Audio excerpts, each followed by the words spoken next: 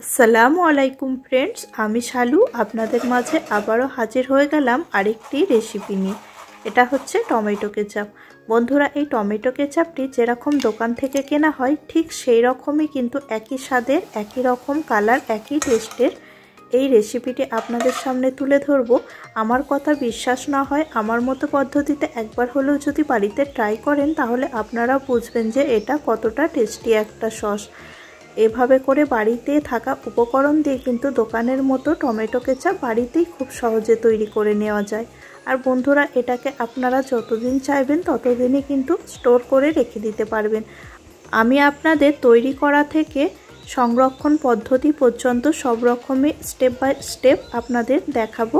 ভিডিওটা স্কিপ না করে পুরোটা দেখবেন, আশা করছি আপনাদেরও কাজে লাগবে।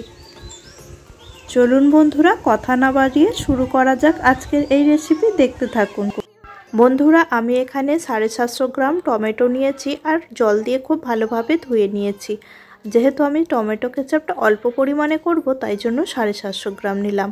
আর বাটির মধ্যে আছে হাফ বাটি চিনি, আর নিয়েছি সামান্য পরিমাণ আদা আর রসুনের পেস্ট। একটা ছোট সাইজের পেঁয়াজকে কুচি করে ভালোভাবে ধুয়ে নিয়েছিলাম, জল যেন না থাকে। আর নিয়েছি সামান্য পরিমাণে কালো সর্ষে। এখানে এই বাটির মধ্যে আছে হাফ বাটি ভিনিগার। এখানে আছে কিছুটা পরিমাণ গোটা গোল, আর নিয়েছি 2টি লবঙ্গ। আর এখানে আছে 1 চামচের মতো চিলি ফ্লেক্স আর স্বাদ মতো নুন। আপনারা আপনাদের আন্দাজ অনুযায়ী নুনটা অ্যাড করে দেবেন। এবার আমি টমেটোগুলোকে ছুরির সাহায্যে চৌকো চৌকো শেপে কেটে নেব। আর অবশ্যই কিন্তু টমেটোর সামনের দিকটা একটু করে বাদ দিয়ে দেবেন। আর বন্ধুরা দেখবেন এই ধরনেরই পাকা পাকা টমেটো নেওয়ার চেষ্টা করবেন। যত ভিতরে শ্বাস থাকবে ততই কিন্তু টমেটো কেচাপটা সুন্দর তৈরি হবে। দেখুন, সব টমেটোগুলো কিউব আকারে কেটে নেওয়া হয়ে গেছে। এবার আমি একটা এখানে প্রেসার কুকার নিয়ে নেব, তার মধ্যে এই টমেটোটাকে আমি অ্যাড করে দেব। এবার বাকি উপকরণগুলো আমি এক এক করে এর মধ্যে অ্যাড করে দেব। ফার্স্ট দিলাম চিনি, তারপরে এর মধ্যে দিয়ে দেব স্বাদ মতো নুন, চিলি ফ্লেক্স, 2টি লং, সামান্য পরিমাণ গোলমরিচ, একটা মিডিয়াম সাইজ পেঁয়াজ, সামান্য পরিমাণ আদা আর রসুনের পেস্ট, কালো সর্ষে, ভিনিগার, সব কিছু দিয়ে নেওয়া হয়ে গেছে। এবার আমি এর লিডটিকে বন্ধ করে গ্যাসের ফ্লেম একদমই মিডিয়ামে রেখে এটি বসিয়ে দেব। আর 3 থেকে 4টি হুইসেল পর্যন্ত অপেক্ষা করতে হবে। যখন পুরোপুরি ঠান্ডা হয়ে যাবে তখন কিন্তু আপনাদের আমি খুলে দেখাবো। এটির মধ্যে জল কিন্তু কোনো রকমভাবে ইউজ করা যাবে না। 3 থেকে 4টি হুইসেলের পর টমেটোগুলো কিন্তু পারফেক্ট সফট হয়ে গিয়েছে। এবার সেগুলোকে আমি একটা জারের মধ্যে ট্রান্সফার করে নিচ্ছি। তারপরে সেটাকে খুব ভালোভাবে পেস্ট করে নিতে হবে যাতে একটা স্মুথ পেস্ট তৈরি হয়ে যায়। এবার আমি এর মধ্যে হাফ লেবুর রস অ্যাড করছি যাতে এর ফ্লেভারটা টক মিষ্টি ঝাল 3 রকমই পাওয়া যায়, তার জন্য এখানে লেবুর রসটা অ্যাড করলাম। আপনারা চাইলে এটা স্কিপও করতে পারেন, কিন্তু দিলে খুব ভালো টেস্ট পাবেন।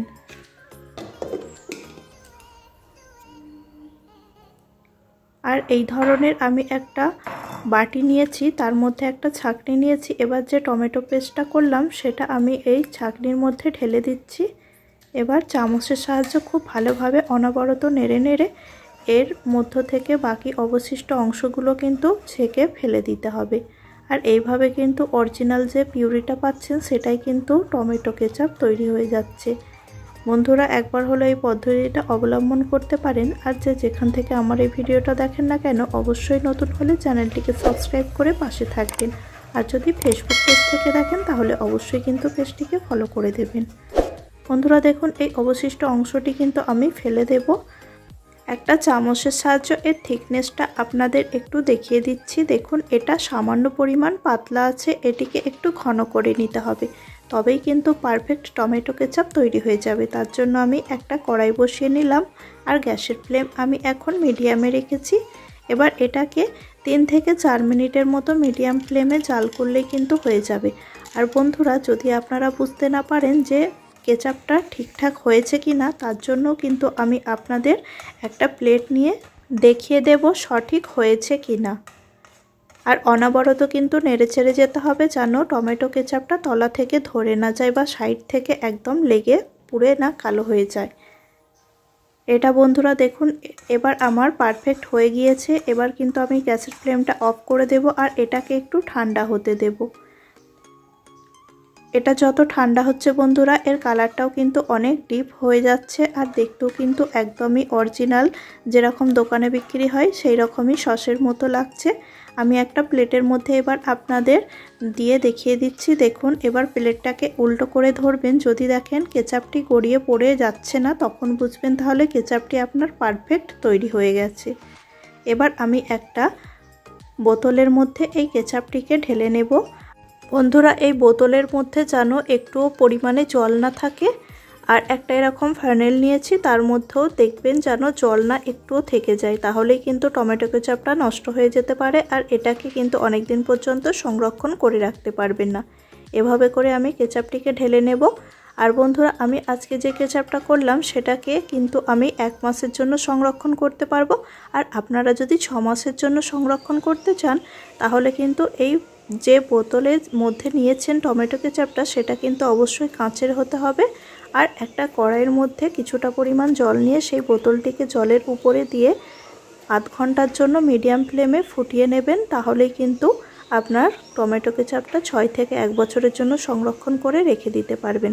কারণ তার ভিতরে যেসব জীবাণু ব্যাকটেরিয়া যদি থেকে যায় সেগুলো কিন্তু গরম জলের ফলে মারা যাবে আর আপনার টমেটো কেচাপটা পারফেক্ট একদম 1 বছরের মতো থেকে যাবে। আজকের মতো তাহলে এখানে ভিডিওটি শেষ করলাম। সকলে ভালো থাকবেন, সুস্থ থাকবেন। আবারও হাজির হব অন্য কোনো রেসিপির সঙ্গে।